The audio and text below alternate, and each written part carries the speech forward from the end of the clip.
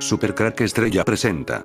Teoría que conecta la extinción de los dinosaurios con una batalla celestial. Una teoría de por qué los ángeles caídos tienen forma de reptilianos. Hace 66 millones de años los ángeles caídos cayeron a la tierra desde el tercer cielo. ¿Los ángeles tienen presencia física? ¿Puede un ángel interactuar con la materia o solo parecer interactuar con ella? Si los ángeles están hechos de materia o pueden interactuar con ella, ¿en qué se diferencia eso de la encarnación de Jesús? Estos ángeles caídos no tenían un cuerpo de materia, así que tomaron lo que tenían a su alcance para poder tener un cuerpo de materia, y lo único que tenían eran los dinosaurios. Tomaron a las especies reptil más inteligente y adaptaron su holograma en la piel de estos reptiles. Hace medio siglo, se nos aconsejaba en broma que nunca diéramos la mano a los extraterrestres, porque podrían estar hechos de antimateria. En ese caso, tocarlos conduciría a la aniquilación mutua. Hoy en día, gracias a los avances en la astronomía de rayos gamma y cósmicos, sabemos que la antimateria es un componente insignificante en el presupuesto de masa cósmica. Estas circunstancias se entienden bien en el contexto de la fase temprana densa del universo, cuando todos los rastros de antimateria se aniquilaron con materia, dejando atrás un pequeño exceso, 6 partes en 10.000 millones, de materia que explica lo que observamos en el universo hoy. Cuando los ángeles caídos de antimateria llegaron a la tierra de materia crearon una gran destrucción. Parece que o pueden tomar o se les da una forma física por un tiempo. Ejemplos son cuando comieron la comida de Abraham o cuando agarraron físicamente a Lot. No sabemos detalles de eso, aunque, ¿en qué se diferencia eso de que Jesús se encarnó? Tomar una forma física es diferente a volverse humano. Jesús tomó la naturaleza humana, no solo un cuerpo temporal. No solo apareció con forma física, nació. 2 Reyes 19:35, versión Reina Valera. Esa noche salió el ángel del Señor e hirió en el campamento de los asirios a 185.000. Y cuando amanecieron, todos eran cadáveres. Números 22:33, versión Reina Valera. La burra me vio y se apartó de mí 3 veces. Si no se hubiera apartado de mí, yo te habría matado a ti también, y a ella la habría dejado con vida. Sí, diría que sí, los ángeles pueden interactuar con la materia.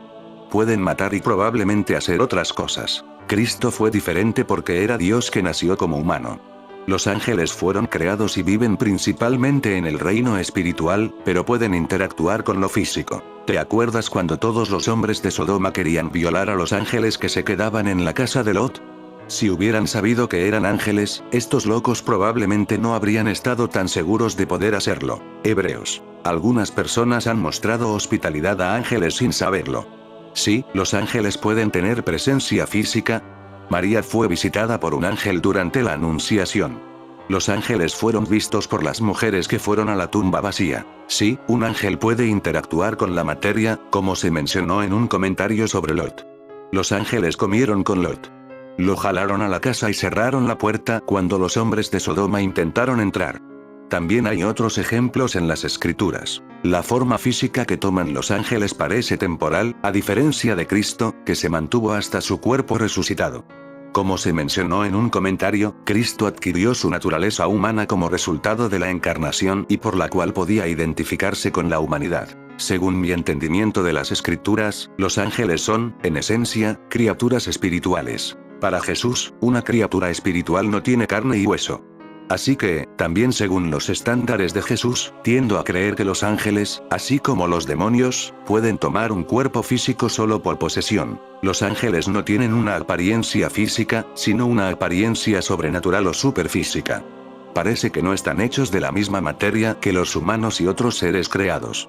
Sin embargo, pueden interactuar con nuestro mundo físico y adoptar la apariencia física de seres humanos. Podrías pensar en ellos como una especie de cambiaformas. En el Antiguo Testamento, hay una palabra hebrea para ángel malak, que significa mensajero. Hay otra palabra hebrea para ángel, Elohim, que significa ser espiritual. Elohim es a menudo la palabra traducida como Dios, pero no necesita mayúscula. Los egipcios tenían sus Elohim, sus dioses. La palabra Elohim tiene la posibilidad de referirse a Dios, cuyo nombre es Yahweh, dioses menores o extranjeros, ángeles, demonios y otros seres espirituales en el reino sobrenatural. Hay ejemplos en el Antiguo Testamento donde múltiples Elohim se le aparecen a una persona en forma física. Vean las historias con Abraham, Lot y Jacob. A veces estos seres comen, a veces hablan, y a veces luchan jajaja. Estas manifestaciones de Elohim son diferentes a la encarnación de Jesús. Estos Elohim adoptan la apariencia de humanos, pero no son humanos. Usualmente en el texto bíblico, se señala que no era un hombre, sino un ser espiritual con el que se interactuó. Jesús, por otro lado, era realmente humano, nacido de una mujer, pero concebido por un Elohim específico, el Espíritu Santo de Yahweh. Jesús es a la vez humano y Elohim. La Biblia dice que Jesús es el Hijo de Dios y el Hijo del Hombre. Hay algunas implicaciones que surgen con la afirmación de que los seres espirituales pueden interactuar con el mundo físico. Implica que los demonios también pueden interactuar con nosotros y el mundo físico. Son una amenaza real para nuestra salud espiritual y física. Los demonios pueden influir en poderes, corporaciones, individuos, gobiernos y cualquier forma de sociedad social. Sin embargo, también tenemos a los ángeles de Yahweh protegiéndonos de esa amenaza. El papel que desempeñamos como seres humanos es no alinearnos con las fuerzas del mal del mundo, sino alinearnos con el Hijo de Dios, que busca algún día lidiar completamente con el problema del mal. Es por eso que Pablo nos dice que la batalla que enfrentamos no es una batalla política contra la gente, sino una batalla espiritual. No levanten la espada en nombre de Jesús, sino pónganse de rodillas en oración y pídanle a Yahweh que elimine el mal que hay dentro de ustedes y del mundo. Los extraterrestres y los reptilianos serían ángeles caídos, que sienten a la tierra como suya propia por estar en la tierra antes que los humanos. Dios creó un lugar en la tierra donde creó a los humanos a su semejanza. Los reptilianos tomaron la forma de serpiente porque esta era la forma más sencilla de colarse en la fortaleza donde estaban estos humanos. Satanás y el jardín del Edén, la forma en la que tentó a Eva para que comiera del árbol prohibido, la manzana. La hipótesis siluriana en la ficción como curiosidad. No es coincidencia que en la longeva serie de ciencia ficción Doctor Who aparezca una especie alienígena llamada Silurians. Reptiles humanoides tecnológicamente avanzados que vivieron mucho antes que los humanos, ocultándose y siendo básicamente desconocidos hasta que nuestro alienígena viajero en el tiempo favorito apareció en su cabina telefónica. Esta civilización prehumana habría despertado por pruebas nucleares después de 400 millones de años de hibernación. Dr. Who se refiere a ellos como Homo reptilia. Si el universo es tan vasto, con tantos planetas habitables, ¿por qué no hemos encontrado ningún indicio de vida inteligente? Esta pregunta nos conduce directamente al físico italiano Enrico Fermi y a la paradoja de Fermi, de la que os hemos hablado largo y tendido anteriormente. Desde la publicación de la hipótesis siluriana, los autores han atraído, como era de esperar, tanto a excéntricos como a académicos. De la misma forma, así como con la paradoja de Fermi, la hipótesis también se relaciona con la famosa ecuación de Drake, utilizada para calcular el número de civilizaciones activas en la galaxia de la Vía Láctea. Además de ser una hipótesis interesante para reflexionar, tratar de responder a la pregunta también podría ayudarnos a buscar signos de civilizaciones avanzadas en exoplanetas. Es plausible pensar que cuanto más dure la civilización humana, mayor será la señal que uno esperaría en el registro geológico, pero si esa civilización dura lo suficiente, se sobreentiende que sus prácticas serán muy sostenibles y, con ello, menor será la huella en el resto del planeta. Si una civilización puede encontrar una forma más sostenible de producir energía sin dañar su planeta anfitrión, dejará menos evidencia de que estuvo allí. ¿Quieres tener una buena civilización a gran escala que haga cosas maravillosas, pero que no empuje al planeta hacia dominios que sean peligrosos para sí mismo, la civilización?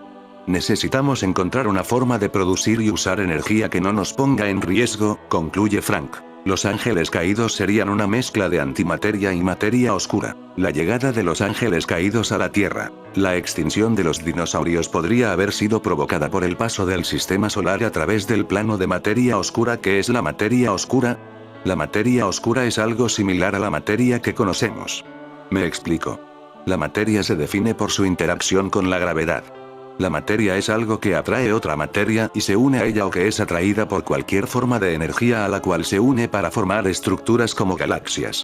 La diferencia entre la materia oscura y la materia con la que estamos familiarizados es que la segunda interactúa mediante las fuerzas del modelo estándar de la física de partículas, incluyendo el electromagnetismo, como la luz. Por lo tanto, la materia ordinaria interactúa con la luz, pero hasta donde sabemos, la materia oscura no. Y esto significa que está hecha de alguna otra cosa y que por lo tanto, no está hecha de la materia de la cual estamos hechas tú y yo. Está hecha por materia completamente diferente. Por lo tanto, aunque se la considera materia, por su interacción con la gravedad, no es la materia ordinaria que está compuesta por átomos, por ejemplo. Propones un nuevo tipo de materia oscura diferente de WIMP, Weakly Interacting Massive Particles. ¿Cómo la describirías? Básicamente, no sabemos qué es la materia oscura. Se ha asumido durante mucho tiempo que la respuesta está asociada al modelo estándar o a lo mejor, a una particular extensión de este modelo. Se ha sugerido que los WIMPs interactúan, mínimamente, con la materia ordinaria. Sin embargo, nosotros sugerimos totalmente lo opuesto. No hay interacción y por tanto, no lo encontraremos nunca por métodos tradicionales. ¿Qué podría ser la materia oscura que seamos capaces de observar? Proponemos pues que a lo mejor la materia oscura interactúa consigo misma. No significa que sea correcta. A lo mejor, solo parte de la materia oscura, no toda, interactúa consigo misma. Nos preguntamos, si no interactúa directamente con nosotros pero solo consigo misma, ¿habrá señales que se puedan detectar en la estructura de las galaxias o en la estructura de la materia que nos diga que estas interacciones existen y por lo tanto, podamos detectar su existencia? Decías que aún no se sabe qué es exactamente la materia oscura. ¿Quién será el primero en arrojar luz sobre la naturaleza de la materia oscura? Gaia, un observatorio espacial, o LHC, Large Hadron Collider, el más poderoso acelerador y colisionador de partículas. Dependerá de lo que sea la materia oscura. Hasta ahora, el LHC se ha dedicado a buscar WIMPs, cosas que interactúan con el modelo estándar. Sin embargo, no pinta demasiado bien para el LHC porque no conseguirá elevar mucho más la energía. Por tanto, yo diría que Gaia es más probable que dé la respuesta porque ya nos está haciendo ver que la estructura de la materia oscura no es la que esperábamos, como por ejemplo que existen hilos de materia oscura. Algunos dicen que Gaia podría descartar el disco de materia oscura, pero es demasiado pronto para decirlo, al menos con los parámetros que sugerimos, ya que no está claro si las estrellas que estudia están en equilibrio. Todavía no lo sabemos. Diría que Gaia nos mostrará mucho más sobre la materia oscura en un futuro próximo. En tu último libro La materia oscura y los dinosaurios. La sorprendente interconectividad del universo sugieres un vínculo entre la materia oscura y la extinción de los dinosaurios. ¿Cuál es? Es totalmente especulativo. La idea es que a lo mejor la materia oscura interactúa y colapsa para formar un disco de materia oscura de la misma manera que tenemos la Vía Láctea, la cual está formada por materia ordinaria. La razón por la cual pasa esto es porque la materia irradia y colapsa. Puede que la materia oscura haga lo mismo. Y si este es el caso, puede que el sistema solar experimente los efectos de la materia oscura cada 30 o 35 millones de años mientras pasa a través del plano de la Vía Láctea, la galaxia. Por tanto, el sistema solar orbita alrededor de la galaxia, pero va subiendo y bajando mientras lo hace, como un caballo en un carrusel. Lo que sugerimos es que, cada 30 o 35 millones de años, cada vez que el sistema solar sube o baja, es probable que la gravedad desencadene caídas de cometas, particularmente de objetos distantes que se encuentran en la nube de Oort, que están 1 millar de veces más lejos del Sol que la Tierra y por tanto, con un vínculo gravitacional muy débil. Y resulta que, hace 66 millones de años, chocó un gran objeto contra la Tierra, causando la extinción de los dinosaurios y de casi toda la vida en la Tierra. Proponemos que quizá esto fue causado por el paso del sistema solar a través del plano de materia oscura. La serie La materia oscura transcurre en un mundo alternativo donde todos los humanos tienen compañeros animales llamados Daimon y la historia transcurre entre mundos paralelos con la única diferencia de que todos los humanos pueden hablar con unos seres fantásticos que son animales, los cuales cambian de forma en cualquier momento. Ellos son conocidos como los Daemons, que son las manifestaciones del alma humana. La historia transcurre entre mundos paralelos con la única diferencia de que todos los humanos pueden hablar con unos seres fantásticos que son animales, los cuales cambian de forma en cualquier momento. Ellos son conocidos como los Daemons. Parece que una vez más las élites parecen querer decirnos algo usando de series y películas. Está claro que la palabra Daemons se parece mucho a demonio. La materia oscura y la energía oscura constituyen el 95% del universo, sin embargo, su naturaleza sigue siendo uno de los mayores misterios de la astronomía. Algunos científicos proponen que la materia oscura y la energía oscura podrían ser efectos de fuerzas y estructuras de universos paralelos influenciando el nuestro. Los reptilianos son cambiaformas. Esta hipótesis alienígena dice que estos seres pueden transformarse a través de una tecnología de hologramas. Serían extraterrestres y también extradimensionales, de la cuarta dimensión, con capacidad de metamorfosis a través de la manipulación de hologramas. Al parecer, estarían aquí desde la época sumeria. Todavía se encontrarían en la Tierra, camuflándose de forma holográfica y ya infiltrados en posiciones de poder. La filósofa Elena Blavatsky fue una de las primeras en exponer que existieron unos hombres dragón anteriores al ser humano en el continente perdido de Lemuria. De hecho, Robert T. Howard se inspiró en Blavatsky para escribir sobre los hombres serpiente en su libro El reino de las sombras. Hola amigos saurios. ¿Sabían que en Mesopotamia, hace más 7000 años, la cultura Ubaid dejó estatuillas que parecen hombres lagarto? Reptiles antiguos en Sumeria, figurillas con ojos rasgados como serpientes, hocicos alargados y cascos rituales. Mujeres amamantando bebés reptilianos parecen retratos de dinosaurios humanoides. Excavadas en sitios como Tel al-Ubaid, no encajan con nada sumerio posterior. Dinos fundadores de civilizaciones. Antes de las ciudades, estos lagartos dirigían templos y aldeas. Sumerios después hablaban de seres del cielo como maestros antiguos. ¿Recuerdos de reptiles reales que ayudaron a la humanidad? Imaginen velociraptores con cetros de poder. La arqueología dice símbolos, pero las estatuillas susurran. Estuvimos aquí. ¿Qué opinan, familia Dino? ¿Mito o historia oculta? ¿Ustedes qué opinan? Un acertijo mesopotámico. Un sello cilíndrico procedente de Mesopotamia del período Uruk, aproximadamente entre el 4100 y el 3000 AC encontramos escenas de una lucha por la supervivencia entre criaturas que se asemejan a enormes dinosaurios extintos del período Jurásico, hace aproximadamente 60 millones de años, y sobre ellas sobrevuelan criaturas voladoras con alas que recuerdan a dragones voladores conocidos como pterosaurios, los cuales se extinguieron hace aproximadamente 79 millones de años. ¿Cómo se le ocurrió a la gente de Mesopotamia esta representación y escenas de animales que se extinguieron millones de años antes de su existencia? El sello se encuentra en el Museo del Louvre, París. 3000 AC encontramos escenas de una lucha por la supervivencia entre criaturas que se asemejan a enormes dinosaurios extintos del período Jurásico, hace aproximadamente 60 millones de años, y sobre ellas sobrevuelan criaturas voladoras con alas que recuerdan a dragones voladores conocidos como pterosaurios, los cuales se extinguieron hace aproximadamente 79 millones de años. ¿Cómo se le ocurrió a la gente de Mesopotamia esta representación y escenas de animales que se extinguieron millones de años antes de su existencia? El sello se encuentra en el Museo del Louvre, París. La élite reptiliana. Teoría de David Icke. David Icke es quizá el investigador más destacado en cuanto a los reptilianos. Su teoría de ellos siendo alienígenas ancestrales se sintetizó en su libro de 1999, El mayor secreto. Ahí se expone que los Anunnaki de Sumeria son estos mismos draconianos, quienes vinieron desde la constelación Draco. Nunca se fueron, y siguieron viviendo entre nosotros como seres cambiaformas infiltrados en la política mundial. No serían solamente extraterrestres, sino también extradimensionales. Habitarían en la cuarta dimensión, una dimensión superior a nuestra tercera dimensión. Los humanos solamente percibirían 3 dimensiones, los reptilianos percibirían 4. Los rituales de magia que invocan a entidades son una manera de lograr ese traspaso interdimensional de los reptilianos a través del poder de la palabra y la simbología mágica. La idea es que esa cualidad interdimensional es lo que permitiría a los reptilianos cambiar de forma. Ellos ya son humanoides, pero su forma original se nota como lagarto, o parecido. Esta teoría de cambiaformas implica que el universo es una construcción holográfica, que no es la realidad verdadera. El holograma está configurado digitalmente, y estos alienígenas sabrían cómo manipular mentalmente su apariencia, debido a su conocimiento de la matrix digital. En el arte sumerio, los Anunnaki no solo se muestran reptiloides, sino también humanos y como pájaros humanoides. Esto podría significar que los Anunnaki podían transformarse a gusto. Hay muchos vídeos de personas que supuestamente muestran sus rasgos reptilianos, como pupilas verticales, piel escamosa y expresión demoníaca general. Estarían teniendo problemas para mantener su holograma humano.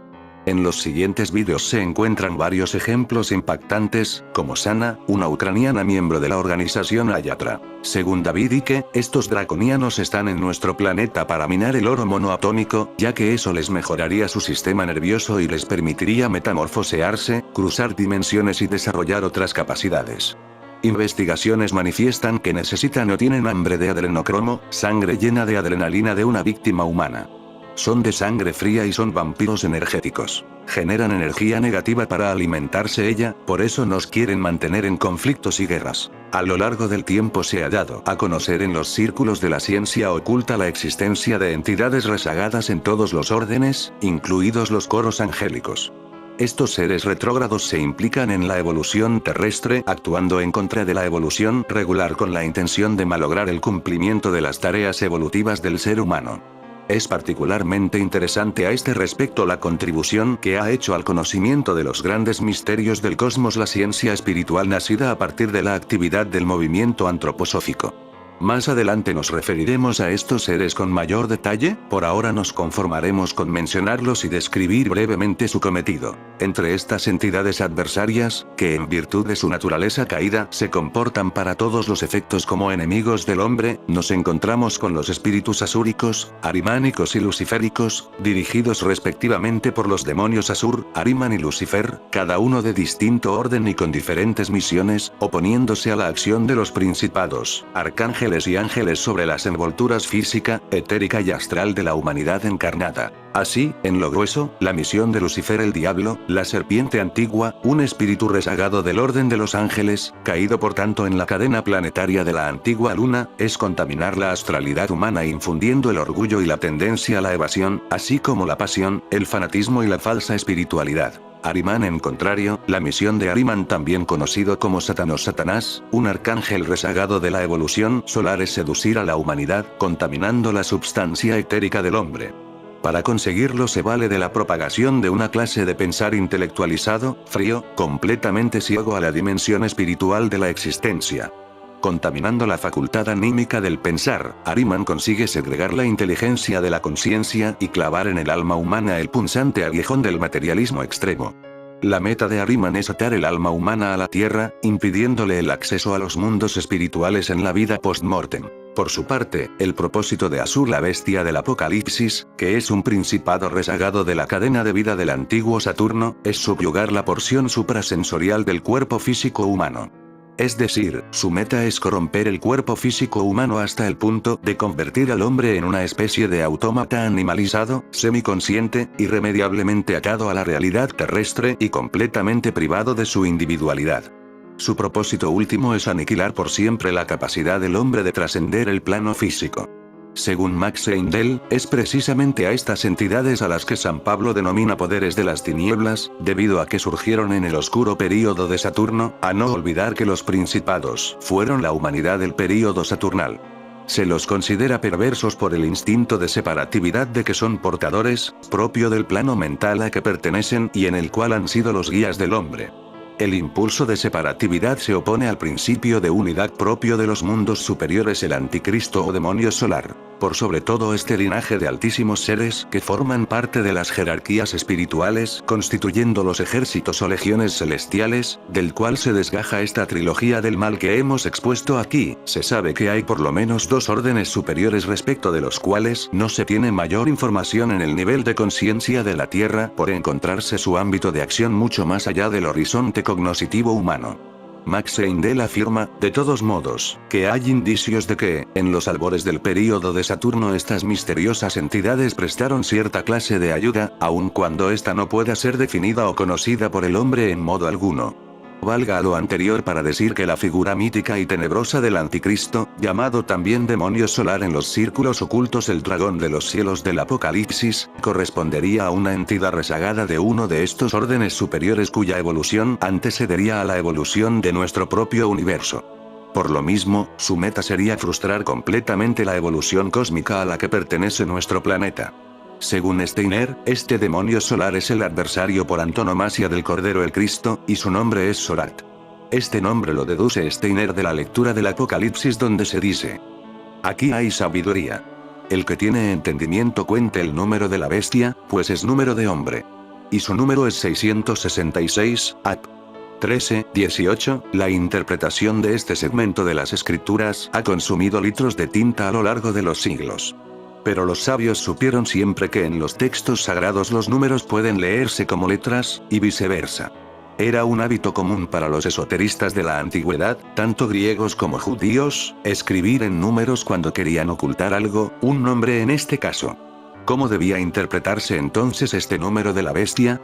Para Steiner, aun cuando no da mayores explicaciones respecto a la razón por la cual escogió esta combinación de letras y no otra, la lectura correcta sería la siguiente: 60, Samech, más 6, Wow, más 200, Resh, más 400, Tau, igual, Sorat, igual 666, de modo que Sorat es, por decir así, el adversario del principio yo soy.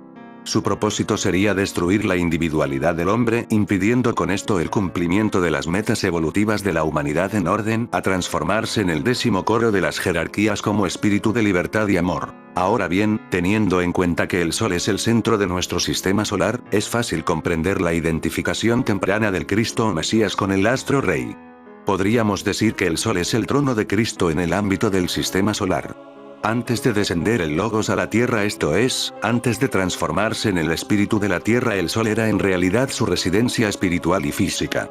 Por eso se habla de un Logos cósmico, un Logos galáctico, un Logos solar y un Logos planetario. El descenso del Cristo al ámbito de lo terreno ha de haberse cumplido paso a paso desde las inconmensurables alturas espirituales hasta la esfera humana. Entre el reino seráfico y el humano hay un largo camino por el cual ha de haber peregrinado el Verbo para hacerse carne entre los hombres sobre el cuerpo bendito de Yeshua ben Yosef, el cáliz. Detrás del sol físico hay pues un sol espiritual, residencia o templo del Cristo cósmico y morada de los Elohim o espíritus de la forma. Entendiendo de esta manera la existencia del Sol como la de cualquier otra estrella de nuestro universo, como morada de entidades vivientes cuya evolución se cruza con la evolución humana, hemos de comprender que se da también a ese nivel la misma lucha que se da en la Tierra entre los impulsos que fomentan el plan regular de la evolución universal y los rezagos que ésta deja. Por esto el mal, entendido como lo que no evoluciona, ha de encontrar también su vehículo en el ámbito del Sol. Por esto Sorat es descrito como el demonio del Sol, el adversario del Cristo vivo, que es el espíritu de la Tierra desde la consumación del sacrificio del Gólgota. Así, siendo el Sol la fuente de luz espiritual y física de nuestro sistema planetario, este dragón de los cielos es en realidad el espíritu de las tinieblas absolutas, entidad suprema entre las jerarquías de ángeles caídos, siendo la inteligencia siniestra tras la actividad complementaria de la trilogía del mal compuesta por Lucifer, Ahriman y Asur y sus huestes infernales. Así, siendo el Cristo la afirmación total del principio del yo, el yo soy, el demonio solar representa la negación más extrema de este principio y, como tal, es el enemigo supremo de los Elohim y del Cristo. Por eso se lo conoce desde antiguo con el apelativo de Anticristo. Ahora ya sabemos un nombre con el cual designarlo, el primero que ha sido divulgado abiertamente. Esto es así pues finalmente ha llegado el momento de que comience la lucha consciente del hombre contra el mal supremo aquí en la Tierra. La ley de la unidad y lucha de contrarios es la médula y esencia de la dialéctica materialista. Por oposición a la metafísica, la dialéctica parte del criterio de que las cosas y los fenómenos de la naturaleza llevan implícitas contradicciones internas, que son la fuente del proceso de desarrollo. Mientras examinamos las cosas en forma estática, cada una aisladamente, no tropezamos con las contradicciones que llevan en sí. Pero apenas comenzamos a examinarlas en su conexión mutua, en su movimiento, desarrollo y mutación, entramos en el reino de las contradicciones. En la naturaleza siempre hay algo que nace y se desarrolla, y algo que muere y caduca. La lucha entre lo viejo y lo nuevo, entre lo que muere y lo que nace, entre lo caduco y lo que se desarrolla, constituye la ley del proceso de evolución. Lenin llamaba a esta ley la médula de la dialéctica, puesto que descubre la fuente del automovimiento y del desarrollo de la materia, y puesto que estudiando los aspectos contradictorios de los objetos, las tendencias de desarrollo de esas contradicciones, conocemos los fenómenos en su nacimiento, evolución y muerte. La unidad de los aspectos contrapuestos no es una unidad inmóvil, sino sujeta a una lucha interna. Lenin señaló que la unidad de los contrarios es una unidad condicional, temporal, relativa, y la lucha entre ellos, absoluta, como absoluto es el desarrollo, el movimiento. La unidad de los contrarios es al mismo tiempo su conexión interna, su penetración y su exclusión recíprocas, la negación mutua, la lucha. Los contrarios se excluyen y se penetran mutuamente en un solo y mismo tiempo. Ley de los contrarios. Mundo y antimundo. Antimundo significa que ataca las reglas del mundo. Puedes pensar en la realidad del Nasuverso como una serie de canicas de realidad en capas y anidadas, no es exactamente correcto, pero es una aproximación. Las reglas de la realidad tal como la conocemos están determinadas por estas canicas de realidad. Las texturas del planeta Tierra son un ejemplo de estas canicas de realidad natural. La humanidad vive en la textura más externa, pero hay otras texturas debajo que están ocultas para nosotros, que representan épocas pasadas que operaban con diferentes reglas de física o incluso lógica. Cada textura es una reestructuración de la realidad misma, lo que explica por qué ciertas cosas pueden suceder durante la era de los dioses que son incongruentes con la comprensión moderna del universo. ¿Por qué la perforación moderna no ha encontrado cura accidentalmente, a pesar de que el inframundo está literalmente bajo tierra durante la era de los dioses, o cómo Fenrir pudo tragarse el sol a pesar de que es mucho, mucho más grande que la tierra? Los NP antimundo atacan las capas de la realidad, que son texturas, canicas de realidad y otros conceptos similares, lo que hace que las reglas que han sido establecidas por el mundo se rompan. En el caso de Ea, se dice que en el centro de su ataque se puede ver una visión de la Tierra cuando aún era una masa de lava fundida, básicamente está perforando todas las texturas de la Tierra hasta que llega al punto más profundo y temprano de la historia de la Tierra. Antiplaneta es exactamente como suena, un ataque con suficiente energía física para destrozar un cuerpo planetario. Esto sería como el cañón de meteoritos de Moriarty en Shinjuku, aunque Da Vinci dice que tal ataque en realidad no funcionaría porque la contrafuerza reaccionaría. En cuanto a los personajes, Antimundo usa el carácter para, bueno, mundo, como en el mundo en un sentido abstracto. Antiplaneta usa un carácter comúnmente traducido como estrella, aunque en japonés se puede usar para describir cualquier cuerpo celeste. Sin embargo, me baso en cómo se escriben Antimundo y Antiplaneta para los NP, no hay una respuesta que se aplique a todo el manga/anime como estás buscando. Eso tiene que tener en cuenta diferentes estándares de localización, diferentes interpretaciones de la misma palabra y un montón de otras cosas. Según el modelo estándar, siempre que surge una partícula de materia, surge también su contraparte de antimateria, una partícula idéntica pero con distinta carga. Eso quiere decir que durante el Big Bang se produjo la misma cantidad de materia y antimateria. Y el segundo concepto es el de simetría. En cosmología, este principio indica que cualquier proceso físico se mantiene igual incluso si el tiempo corre hacia atrás, si se invierte el espacio, o si las partículas se reemplazan por antipartículas. Con base en esos dos principios, la analogía que podría hacerse es que, así como existe un universo, se podría esperar que exista un antiuniverso simétrico al que conocemos. Simetría. En un reciente estudio del Instituto Perimetral de Física Teórica, los autores analizaron un tipo de simetría llamada CPT, las iniciales de carga, paridad y tiempo. Esa simetría indica que si se invierten las cargas, la imagen y el tiempo de una interacción de partículas, esa interacción se comportará de la misma manera. Entonces, esa simetría que aplica a las partículas, según los autores del estudio, también podría aplicarse al universo como un todo, con lo cual se abre la posibilidad de un universo simétrico. El universo en su conjunto es simétrico CPT, escriben los autores en su investigación. Bajo esa premisa, el Big Bang es un punto de partida en el que origina el universo y su imagen espejo. Sugerimos que el universo antes del Big Bang es el antiverso del universo después del Big Bang, dicen los autores. ¿Cómo es ese antiuniverso? Lathan Boyle, uno de los coautores del estudio, advierte que no tiene certezas sobre la hipótesis del antiuniverso y que sus propuestas deberán ser comprobadas experimentalmente. Pero cree que sus cálculos le dan algunas pistas. Hasta el momento, creemos que el antiverso es una genuina imagen espejo reflejada en el tiempo, con partículas y antipartículas intercambiadas, dice Boyle en conversación con BBC Mundo. Según esa visión, ese antiverso no es un universo independiente, sino un mero reflejo de nuestro universo. Tenemos un anti-yo en el otro universo, pero no es independiente, dice Boyle. Si decides desayunar huevos, tu versión del antiverso no puede elegir desayunar tocineta. Si desayunas huevos, él tendrá que desayunar antihuevos. ¿Y qué pasa con el tiempo en el antiverso? Según la propuesta de Boyle y sus colegas, el Big Bang es como un espejo que no solo invierte la imagen, sino también la dirección del tiempo. En ambos lados del universo el tiempo avanza alejándose del Big Bang, solamente que en un lado la flecha del tiempo va hacia la derecha, y en el otro va hacia la izquierda. Cada lado del universo cree que es perfectamente normal, dice Boyle. Ambos creen que su tiempo está avanzando hacia adelante. Desde nuestra perspectiva, en el antiverso el tiempo avanza hacia atrás, pero para ellos somos nosotros los que vamos al revés. Esa idea de Boyle encierra otra posibilidad alucinante. Quizás seamos nosotros quienes estemos en el antiuniverso y no lo sepamos. Y otra pregunta que quizás te estás haciendo: ¿es posible viajar a ese antiuniverso? No podemos cruzar al otro lado del espejo, dice Boyle. Para eso tendría que ser posible viajar al pasado.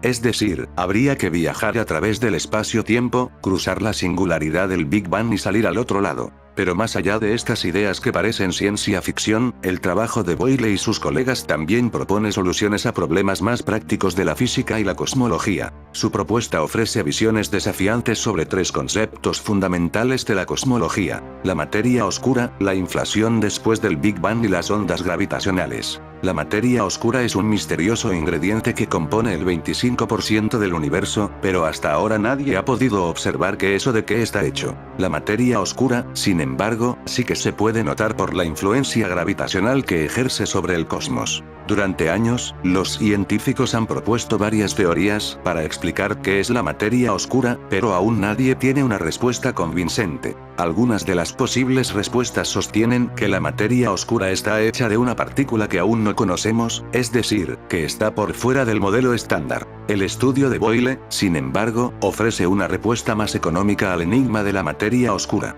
Su propuesta es que para explicar la materia oscura no es necesario imaginarse nuevas partículas. En cambio, Boyle considera que la respuesta puede ser que la materia oscura esté hecha de neutrinos diestros, una variedad de los neutrinos, un tipo de partículas que sí son parte del modelo estándar. Aún no se ha comprobado que existan los neutrinos diestros, pero según Boyle, muchos científicos concuerdan en que pueden ser parte del modelo estándar. De esa manera, Boyle se ahorra el esfuerzo de especular con nuevas partículas y encuentra la respuesta en las leyes de la física que ya conocemos. Hasta ahora, los neutrinos que se conocen son zurdos, en referencia a la dirección en la que giran. Pero en un universo simétrico, se esperaría que también existiera un neutrino diestro, es decir, un antineutrino, según indica el astrofísico Paul Suter, en un artículo del portal Live Science en el que reseña el estudio de Boyle. Estos neutrinos diestros serían mayormente invisibles, y solo se podría detectar su presencia a través de la gravedad.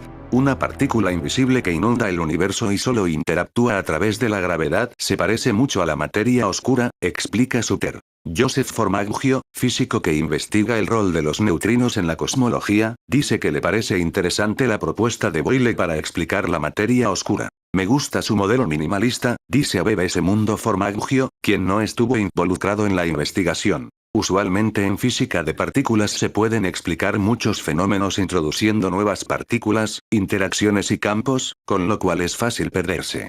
Pero esta investigación tiene otro enfoque, no añaden nada más allá de lo que ya hemos observado, concluye Formaggio, quien dirige la División de Física Experimental Nuclear y de Partículas en el Instituto Tecnológico de Massachusetts. Formaggio se refiere a que la idea de los neutrinos diestros es muy común, aunque no se sepa si existen. Son una partícula nueva, pero en realidad no lo son, dice entre risas. En fin amigos de Supercrack Estrella, si el video te gustó pulgar arriba.